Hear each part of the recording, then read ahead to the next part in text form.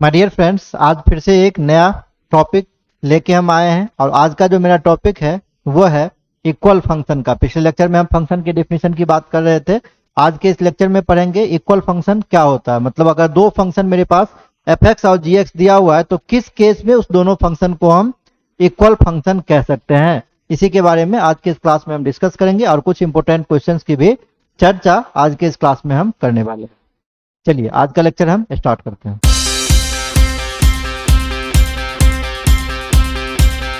सबसे पहले देखिए, प्रीवियस लेक्चर में हम एक टॉपिक पढ़े थे फंक्शन के बारे में। फंक्शन क्या होता है, उसका डोमेन क्या है, उसका रेंज क्या है, उसका कोडोमेन क्या है, इमेज किसको कहते हैं, एक्सेट्रा एक्सेट्रा। ये सारी चीजें हम पिछले लेक्चर में पढ़ के आए हुए थे, लेकिन हम क्वेश्चन को डिस्कस नहीं किए थे। तो सबसे पहले हम एक क्वेश्चन कर लेते हैं, उसके बाद देखेंगे कि दो फंक्शन इक्वल अगर होता है तो उसके लिए क्या सर्टेन रूल एंड रेगुलेशन है। क्लियर। यहां से दिया हुआ इस क्वेश्चन में क्या दिया हुआ है, एफ एक्स का जो वैल्यू है ये है cos log x. Cos log x base नहीं कुछ है तो ई बेस पे आप जानते हैं कि लेके चलना होता है इसको। नाउ जो हमसे कह रहा है निकालने के लिए ये है F X into F Y minus 1/2 F X by Y plus F X Y, इसी का वैल्यू कह रहा है। अब यहां से एक चीज ध्यान देना होगा आपको, अगर एफ एक्स है तो आप इसको कॉस लॉग एक्स कह रहे हैं। अगर x को हम y से रिप्लेस करेंगे ना तो क्या हो जाएगा, cos log y हो जाएगा। अगर हम यहाँ से x अपॉन y लिखेंगे तो cos log x upon y हो जाएगा। अगर यहाँ से f इंटू वाई लिखेंगे तो cos log x into Y हो जाएगा। मतलब जहां यहाँ अगर चेंज करेंगे तो वहां भी चेंज होगा, ये बात आपको ध्यान में रखना है।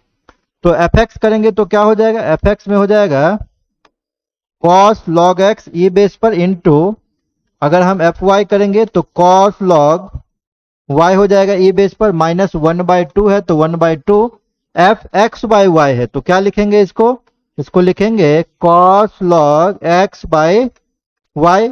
ऑब्वियस सी बात है, ई बेस पर है तो यही बेस पर होगा, plus F X into Y है तो क्या हो जाएगा cos log X Y E base पर। यहां तक तो दिक्कत नहीं होना चाहिए किसी को। अब ये कितना हो जाएगा, cos log x on the base e into cos log y on the base e minus 1/2। अब देखिए लॉग का फॉर्मूला होता है, आप जानते भी होंगे बहुत सारे स्टूडेंट, log m बाय n कहीं लिखा होता है जिसको हम लिखते हैं log m minus log n, ये पहला फॉर्मूला। दूसरा क्या होता है log m इंटू n, तो log m plus log n, ये दो फॉर्मूला है, उसी को यहाँ पे इंप्लीमेंट कर दीजिए आप। तो ये कितना हो जाएगा, ये हो जाएगा cos log x minus log y plus, जब यहाँ पे करेंगे तो ये कितना हो जाएगा, इनटू में तो प्लस में हो जाएगा cos log x plus log y। Clear यहाँ तक। अब देखिए एक और फॉर्मूला होता है, तीन फॉर्मूला का यूज करना आप लोग को भी लिखना है। ये cos c plus cos d का फॉर्मूला है। क्या फॉर्मूला है, 2 cos c plus d/2 into cos c minus d/2, ये फॉर्मूला होता है। तीन फॉर्मूला इसमें यूज हो रहा है। क्लियर। तो ये आपका हो जाएगा cos log x on the base e into cos log y on the base e minus 1/2 यहाँ पे देखिए ये पूरा क्या है, log x माइनस वाई हो या x प्लस वाई हो, तो एक x माइनस वाई को हम c की तरह एज्यूम कर रहे हैं और x प्लस वाई को हम d की तरह एज्यूम कर रहे हैं। तो जब2 cos c प्लस d करेंगे तो यहाँ तो पहले हो जाएगा 2 cos c प्लस d/2, तो log x minus log y plus log x minus plus log y, तो log y से log y कट जाएगा, क्या हो जाएगा 2 log x अपॉन 2 भी करेंगे तो यहाँ से सिर्फ बचा क्या, यहाँ से सिर्फ log x बच गया, इनटू में cos, फिर c माइनस d है तो log x minus log y, इस बार माइनस करेंगे है ना log x प्लस y को, तो माइनस अंदर जाएगा तो ये माइनस हो जाएगा और ये भी माइनस हो जाएगा। तो log x माइनस में log x प्लस में कैंसिल, ये माइनस log y और माइनस log y, तो minus 2 log y upon 2 cancel हो जाएगा। कितना बचेगा, cos के अंदर बच जाएगा कितना, cos के अंदर बच जाएगा आपका, cos के अंदर बचेगा माइनस log y, और cos माइनस थीटा कितना होता है प्लस कॉस थीटा होता है, तो ये ओनली कॉस लॉग वाई हो जाएगा, ये हो जाएगा कॉस लॉग वाई। क्लियर?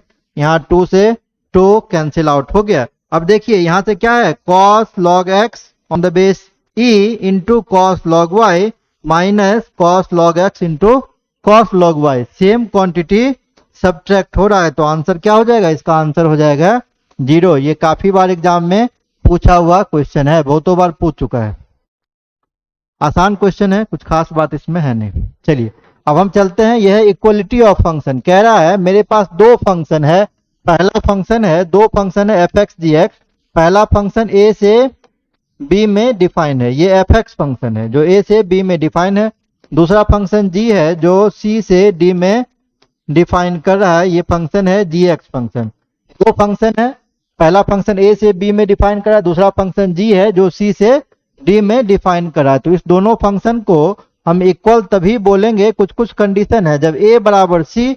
अब ए क्या है, अगर हम लिखते हैं F such that A to B, कहीं लिखा हुआ है A F such that A to B, कल के क्लास में हम बता रहे थे ए क्या कहलाता है, यहाँ पे ए कहलाता है डोमेन और बी क्या कहलाता है, बी कहलाता है कोडोमेन। अगर ऐसे लिखा हुआ है तो अगर आपका जी सी टेंस टू डी है तो यहाँ पे सी क्या है, ये डोमेन है और डी क्या है, कोडोमेन है। तो दो फंक्शन एफ एक्स और जी एक्स को इक्वल तभी कहेंगे जब इस ए का वैल्यू इस सी के बराबर होगा।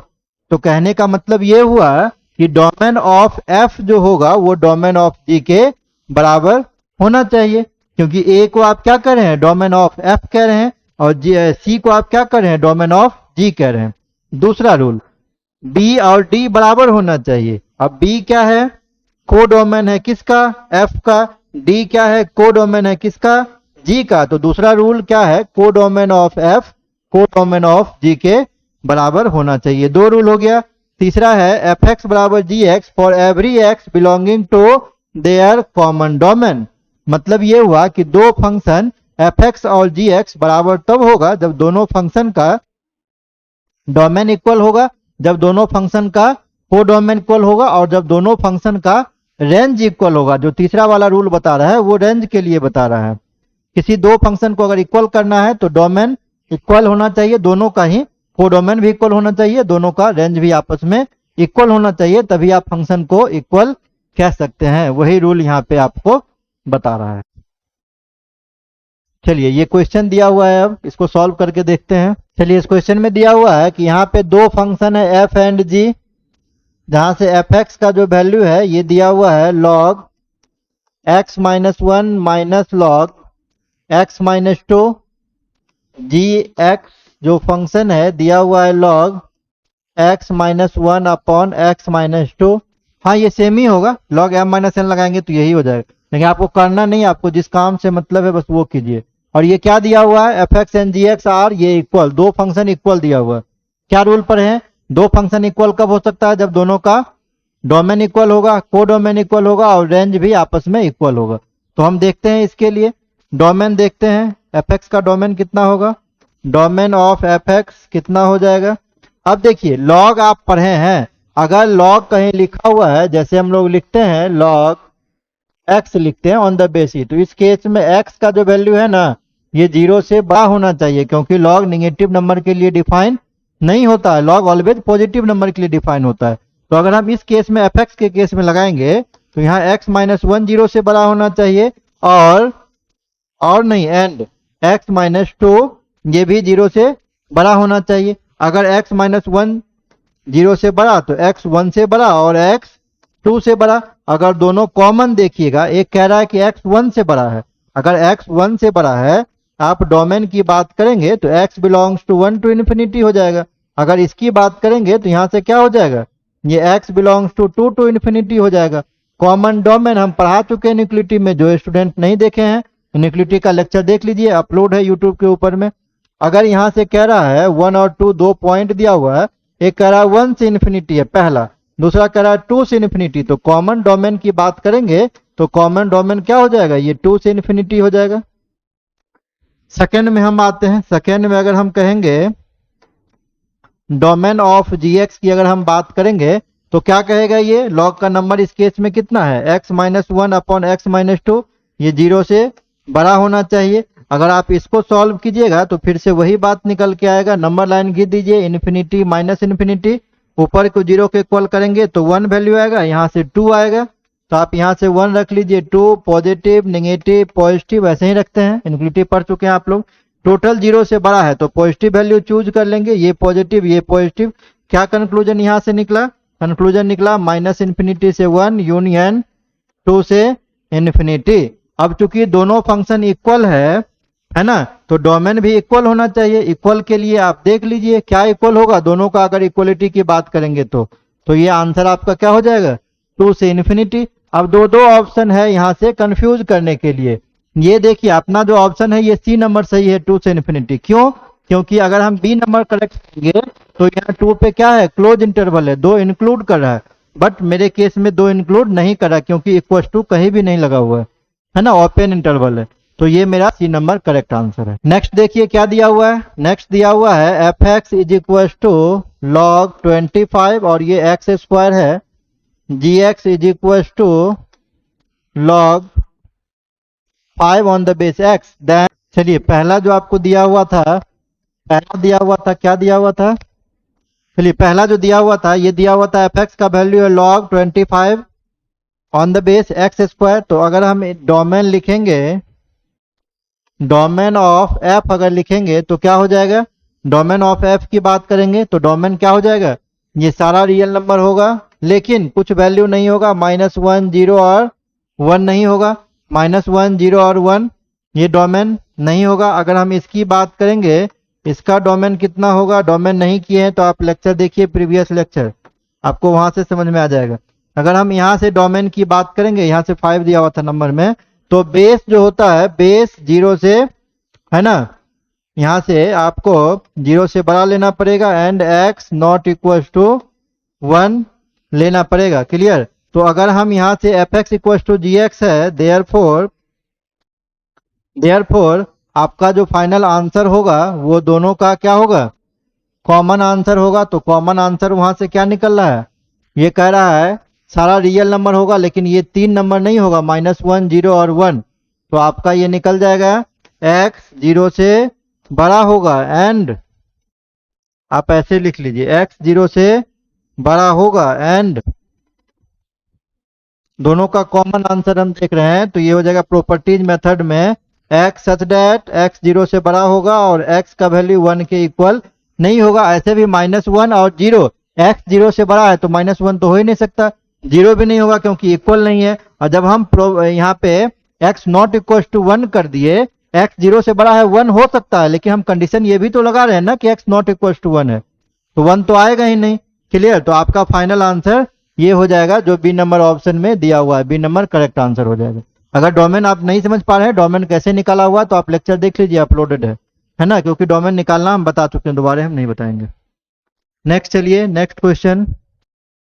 नेक्स्ट क्वेश्चन में दिया हुआ है एफ एक्स का जो वैल्यू है ये है a x square plus b x plus c, g x का जो वैल्यू है ये है p x square plus q x, p x square plus q x, बस यही दिया हुआ है, p x square plus q x value है।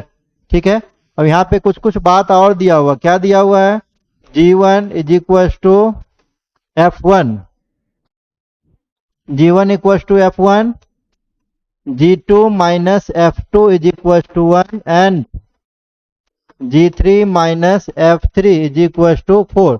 तो पहला काम क्या कीजिए, आप पहला काम कीजिए, सारे में जी ही दिया हुआ है तो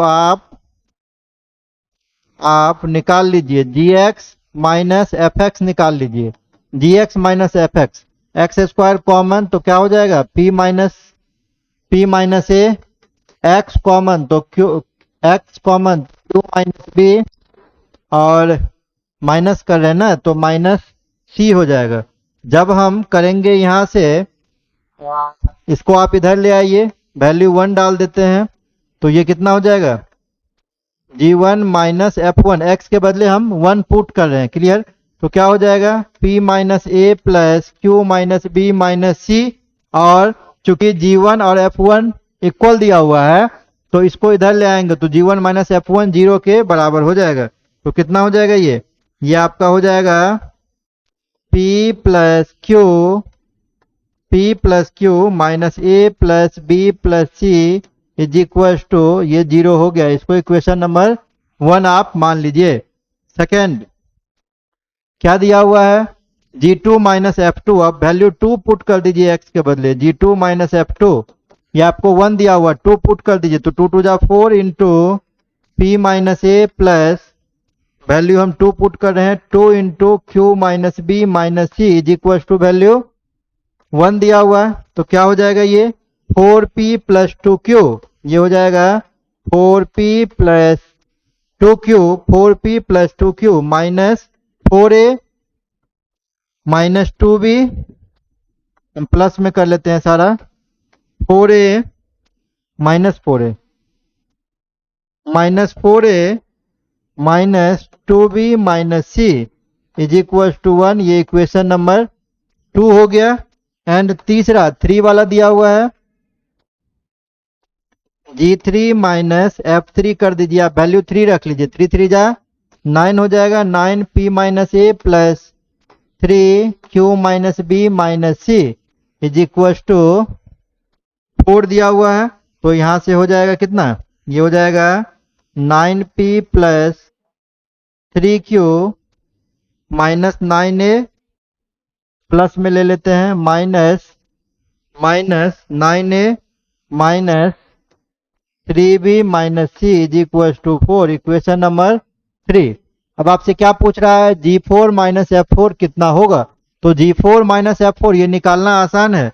आप यहां से जो हम ये निकाले हैं आप यहां से पुटिंग कर दीजिए, किसके बदले यहां से पुटिंग कर दीजिए। जैसे आप निकालेंगे यहां से G4 माइनस F4 तो कितना निकल जाएगा, ये वैल्यू पुट करेंगे तो 4 पुट करिए x के बदले, तो 4 4 जा 16, ये निकल जाएगा 16P minus A plus 4Q minus B minus C यही निकलेगा। लेकिन यहां से क्या आना चाहिए, आप देखिए यहां से यही चीज आपसे पूछ रहा है, ये चीज आपसे पूछ रहा है। अब इसके लिए आपको क्या चाहिए, यहां से ये तब तक नहीं निकाल सकते हैं क्योंकि वैल्यू नंबर में दिया हुआ है। जब तक अननोन का वैल्यू पता नहीं हो तो PQABC इसका वैल्यू आना है। कहां से वैल्यू आएगा, तो ये 3 इक्वेशन जो आप निकाले हैं, ये 3 इक्वेशन निकाले ना अभी, पहला इक्वेशन ये वाला निकाले ये 0, दूसरा इक्वेशन आप ये वाला निकाले और तीसरा इक्वेशन आप ये वाला निकाले। ये 3 इक्वेशन दिया हुआ है, तीनों को आप सॉल्व कर लीजिए। पहला बार में 1 को 2 से सब्ट्रैक्ट कीजिए, एक इक्वेशन बनेगा उसको 4 मान लीजिए। दूसरे बार में 2 से 3 को सब्ट्रैक्ट कीजिए, उसको इक्वेशन नेक्स्ट मान के फिर उसको सॉल्व कीजिए। सारे अननोन का वैल्यू निकल जाएगा, उसको आप यहां से पुट कर दीजिए, आपका फाइनल आंसर इस क्वेश्चन में निकल जाना है। जिस भी स्टूडेंट से अगर क्वेश्चन का आंसर नहीं हो तो वो कमेंट में लिख के जरूर बताएं, हम उसका प्रॉपर सॉल्यूशन करके आपको दे देंगे। यहां तक तो कर ही दिए हैं, नेक्स्ट भी सॉल्यूशन हम करके है ना PDF बना के आपको प्रोवाइड कर देंगे। क्लियर, तो इसको आप बना लीजिए आगे। नेक्स्ट क्वेश्चन देखिए, नेक्स्ट क्वेश्चन क्या दिया हुआ है, the domain for which function, कह रहा है किस डोमेन के लिए f(x) is equal to 2x square minus 1 और gx is equal to 1 minus 3x ये इक्वल फंक्शन होगा। क्लियर, ये दोनों इक्वल फंक्शन होगा तो डोमेन का वैल्यू आपसे पूछ रहा है। देखिए यहां से क्या दिया हुआ है, दिया हुआ है कि f(x) is equal to x, किस डोमेन के लिए this and this are equal. तो ये दिया हुआ है चूंकि f(x) is equal to gx दोनों इक्वल फंक्शन है तो ये 2x square minus 1 1 minus 3x के इक्वल होगा और ये हो जाएगा 2x स्क्वायर प्लस 3x, 1 को इधर ले आएंगे minus 2 is equal to 0। Factorise आता होगा सब आदमी को, कर दीजिए तो कितना हो जाएगा, ये हो जाएगा minus x plus 4x is equal to 0, 3x हो जाएगा। फैक्टराइज तो सबको आ रहा है। अब यहां से कॉमन देखिए क्या कॉमन है, 2x कॉमन है, 2x कॉमन ले लेंगे तो कितना बच जाएगा, x माइनस 2x कॉमन नहीं होगा, 2x कॉमन नहीं है, यहां से क्या कॉमन है, ओनली x कॉमन है। 2x कॉमन नहीं है, ओनली x कॉमन है, तो क्या बचेगा आपके पास क्या बचेगा, x कॉमन ले लेंगे तो ये बचेगा 2x माइनस 1 प्लस अगर 2 कॉमन ले लेंगे तो क्या बचेगा 2x minus 1 is equal to 0। दो फैक्टर आ गया, पहला फैक्टर है x प्लस 2, दूसरा फैक्टर है 2x माइनस 1 बराबर 0। दोनों को आप सॉल्व कर लीजिए अलग अलग, तो एक वैल्यू आपका दे देगा -2, दूसरा वैल्यू दे देगा आपका 1/2। तो डोमेन क्या हो जाएगा, डोमेन हो जाएगा, तो डोमेन इज इक्वल टू क्या हो जाएगा -2 comma 1/2, -2 comma 1/2 option number B में प्रेजेंट है। तो आपका डोमेन -1,2 इस क्वेश्चन के लिए हो जाएगा। क्लियर, क्योंकि दोनों फंक्शन इक्वल दिया हुआ तो दोनों को हम इक्वल करके सॉल्व कर दिए, एक्स का वैल्यू यहाँ से निकल गया, वैल्यू आ गया, इसका डोमेन आ गया -1,1/2। क्लियर, तो बी नंबर करेक्ट आंसर हो गया। तो यहीं तक क्वेश्चन है, जितना भी क्वेश्चन हम बताए इक्वल फंक्शन शायद क्लियर होगा। दो फंक्शन को इक्वल तभी हम कह सकते हैं जब दोनों का डोमेन, को डोमेन और रेंज भी इक्वल होना चाहिए। क्लियर, उसके बेस पे कुछ क्वेश्चंस को भी किए। आई थिंक आपको आज का ये लेक्चर 100% क्लियर होगा। जब अगले लेक्चर में हम लोग मिलेंगे तो आगे की और बात करेंगे। Thank you.